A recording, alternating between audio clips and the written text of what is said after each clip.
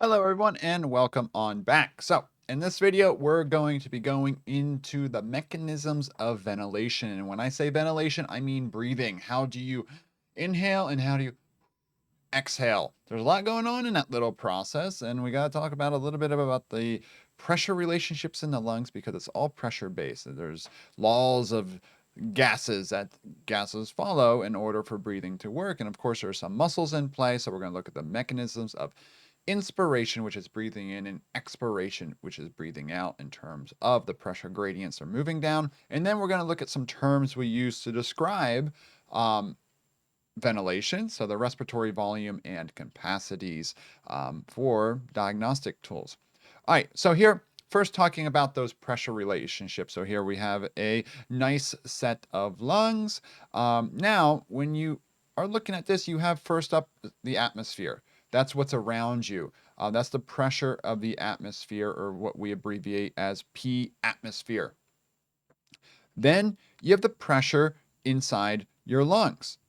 This is known as the pulmonary pressure, or I write it as P pulmonary. Here it's called the intraalveolar pressure. Similar naming system here. I do P pulmonary, pulmonary for lungs. And then, do you remember in the last video we talked about here's the visceral membrane, here's the parietal membrane, and in between you have the serous fluid. So the lungs are embedded in these serous membranes with a fluid. Well, there's a pressure in that little spot right there, and that's called the intrapleural pressure, or PIP. Now, why do these pressures matter? I'm trying not to confuse you too much here. You see here, normal atmospheric pressure is what we call 600 millimeters of mercury at sea level. So that's just a measurement for pressure. If we take that as being equal to 0, we then look at the differences. So if it's positive, that's a positive pressure difference. If it's negative, that means it's less than 760. So positive greater than 760, negative less than 760. So why does this matter? Well, pressure, if I have a high pressure ball of gas right here and I release it and it's lower pressure here, pressure moves out. What happens when you open a soda can? Inside that soda is higher pressure. That's why it's solid. You open it, it's a lower pressure outside, the air comes out. The air doesn't go in. If the soda can was a lower pressure inside, was a vacuum, and you open it, air would then rush in and it would expand. So thankfully, that doesn't really happen. And it's the same principle here for how ventilation works. So when you inhale, you bring your diaphragm down and you bring your thoracic cage out. There's an equation. Don't worry, you don't have to do any calculations here. P1V1 equals P2V2. And what this means is pressure and volume have a relationship. It's an inverse relationship. So if the pressure increases, the volume decreases. If the volume increases, the pressure decreases. So, in simple terms, when you expand your thoracic cage, the volume, imagine expanding a balloon, the volume expands. Now, if the volume expands, the pressure drops. So that means the P pulmonary pressure is now less than the P atmospheric pressure. And what happens if this is higher and this is lower? It wants to move to the lower pressure. So air automatically rushes into the lungs. Now, the opposite happens when you exhale. So when you exhale, the diaphragm pushes up and the intercostal muscles come in, so everything gets smaller. When that happens, the pulmonary pressure, you're now squeezing a balloon.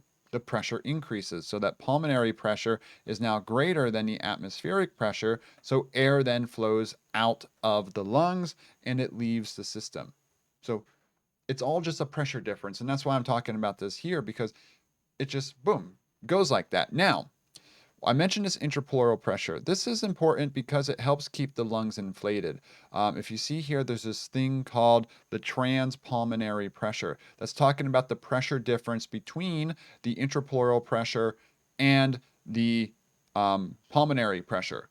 And you want that difference to always be positive. You always want an outward push here.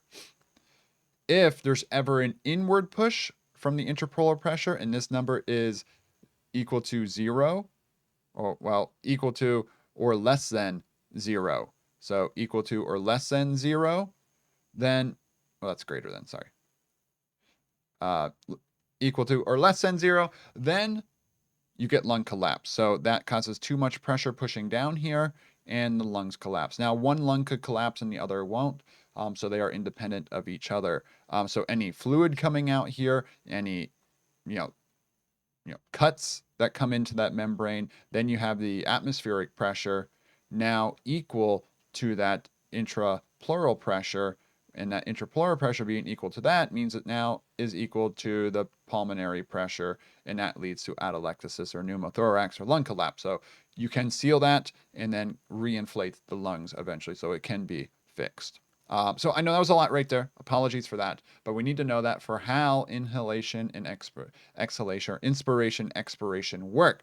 So here are all the words that go with it. So the muscles, for when you inhale, diaphragm and external intercostal muscles contract. So inhale, you contract, the diaphragm moves down, the external intercostals move out. Your thoracic cage expands.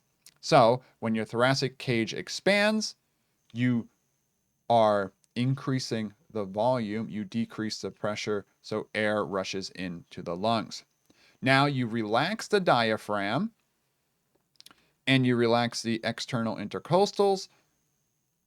You now decrease that volume, which means you increase the pressure, and that pushes the air out. And that's how breathing works. As simple as that. Now think about when you do a forced inspiration. So big breath in. What are you doing? You're straightening your back, so your rector spinae muscles. You're moving your shoulders back. You are trying to expand that thoracic cage even more. Now think about a forced expiration.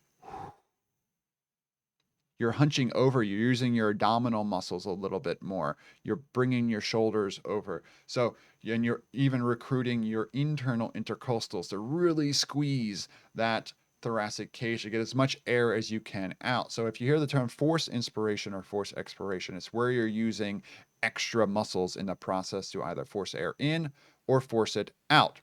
So here, that's where we can get these respiratory volumes and capacity. So now if you're ever doing diagnosis for anything going on with your lungs, or just checking out their total lung compliance or capacity, you might get these numbers done. It's done using a device called a spirometer. Right now, you're all probably just sitting there doing your normal breathing. That normal breathing, you're doing about 500 milliliters in and out. That's known as your TV or your tidal volume. So that's just the volume of air moving in and out with each breath. Now, if I tell you to breathe in as much as you can, you breathe in a lot more air. That's known as your IRV, or your inspiratory reserve volume. So reserve means that's how much more you can breathe in. So if you have any thoracic cage defects or anything like that, this might be a little lower. You might not bring in as much volume. And if that's lower, total lung capacity down here in the end would be affected. So now if you take IRV, the respiratory volume, plus the tidal volume, you get what's known as the inspiratory capacity. So these capacities, that's the total amount that you can breathe in. So it takes your tidal volume plus what you can force in, and that's a capacity. Then on the opposite side, we have the ERV. I know a lot of terms here. ERV is the expiratory reserve volume. So that's from a forced exhale. How much can you push out of your lungs and get out? No matter how hard you try, you will always have a little bit remaining right here. That little bit remaining is known as your residual volume. So no matter what, you will have some volume remaining in your lungs. Could be trapped in dead space as well. Alveolar air sacs that are no longer functioning. You could have scar tissue. You could have blockages. So the residual volume is what remains no matter how hard you push out. Now, if you take the ERV plus the RV, you get this term here. So you get what's known as the FRC, or the functional residual capacity. So it's another capacity, meaning this is how much is usually remaining in your lungs when you're just normal breathing. So here, from there to there is what just normally remains in your lungs. Now, there's some other terms. How much can you force out or force in? That's known as your vital capacity. So vital capacity is pretty much saying what you can move. No matter what you do, you can't move the residual volume. But then if you do also include the total lung capacity, that's your TLC, and just looking at the total capacity that your lungs can hold. So it adds everything together pretty much. So I know this was a lot of different letters and abbreviations, but the take home from this is that you can get spirometry done and get analysis to see if you have maybe obstructions, any diseases, disorders, emphysema, bronchitis. They can show themselves in these numbers here, and then you could do a bunch of calculations that we're not going to get into here to calculate total lung compliance. When I'm talking about lung compliance, I'm talking about how much your lungs can stretch and work. So that is a value that's really important diagnostic tool, and that compliance and is helpful in fixing any issues. So things that could affect it is, again, any scar tissue, any breakdown, thoracic cage not being as stretchable. So when you're younger, below 40s, you have your coastal cartilage of your lungs, and when you get older, that coastal cartilage begins to ossify. Apologies if you hear my dog dreaming right now. Uh,